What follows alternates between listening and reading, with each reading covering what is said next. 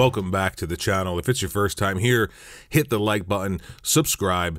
June 12th, the Xbox/Bethesda gaming event will take place. I never really understood why they separated that, Xbox/Bethesda. Bethesda is a first party of Microsoft.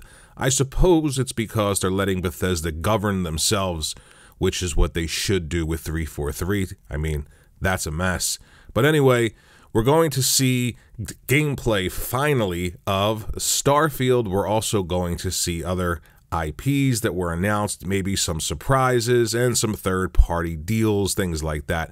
But what needs to happen at this event for the event to be a success? I feel like every time Microsoft has an event, yes, there are people who are very critical right up front when it comes to it, but I've been around this stuff since the beginning. I've been around it. I've purchased all of it. I've read about all of it. I was excited about all of it. And I can tell you, they need a win. No more of this step up to the plate, swing and a miss, or step up to the plate, swing and it's a single or a double. They need a grand slam out of the park, fireworks go off, and the crowd goes wild moment.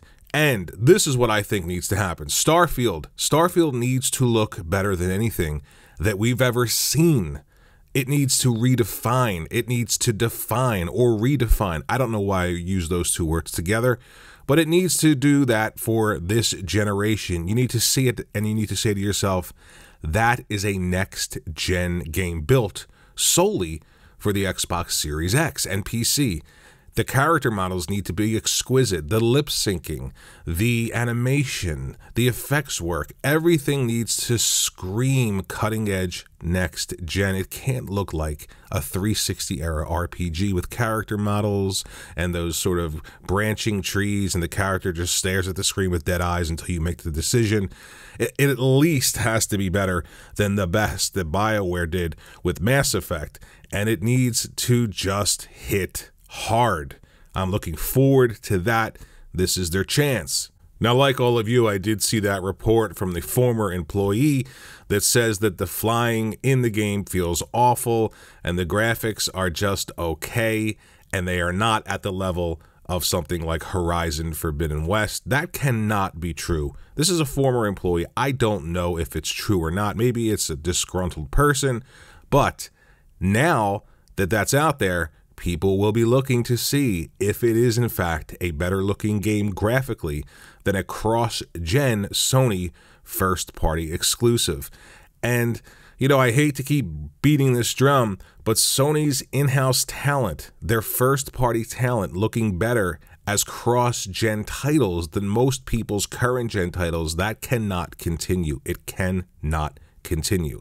So Starfield needs to knock it out of the park, where there'll be people out there telling you that it's the best looking game ever, no matter what, yes. But for the rest of us, we're going to know what's what, and you're going to hear it here, thankfully, because I am just that good. Next up, we're going to talk about Avowed and Fable and Perfect Dark and whatever else Microsoft has announced internally. State of Decay 3. Avowed, I don't think anybody's going to see. I think that is so far off that I just don't see it happening. I also don't see the, what is the rare game? Oh, Everwild. I think that's canceled. I don't think we're going to see that. If we do, great. I'd be really surprised. What I do think we're going to see is State of Decay 3. Now, I want to remind everybody, back in the day before State of Decay 2 was announced, they were asked if State of Decay 2 was a AAA title, and they said AAA all the way. That's a quote. And then, of course, State of Decay 2 came out, and it was riddled with problems. One of those live service games that launches with problems because it's a live service game, and why not? That's something else that can't continue. So I'm going to be looking for State of Decay 3 to be a completely polished experience. That's the theme for me going into this. Their games have to be polished. They can't constantly have that stigma of, well, we're going into Game Pass, so we'll fix it later. You know that that's out there.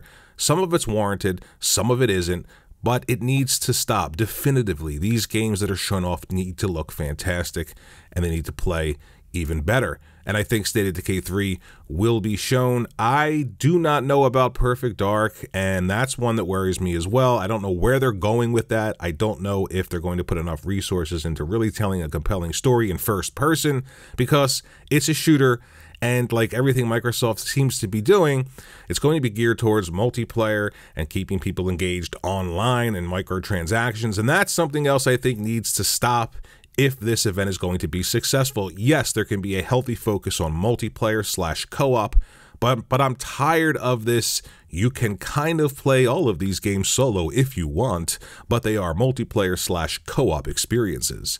No, make me great single-player games with great worlds, great stories, and great characters, and also do your multiplayer / co-op thing. You can do it. You've got trillions of dollars and kabillions of studios. I don't think kabillions is a word. I just made that up on the spot because it made me feel really good inside. Next up is one that's never going to happen, but I constantly bring it up. How about killing the paywall for online play? You created the paywall for online play on console, Microsoft. You're all about consumers and being consumer friendly.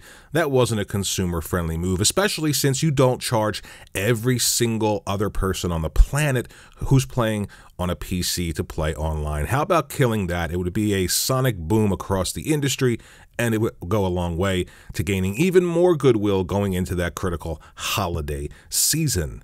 So that's my take on the Xbox / Bethesda showcase. I'm excited, but I'm cautiously optimistic. I always go into these events, especially when, you know, we're talking about Xbox.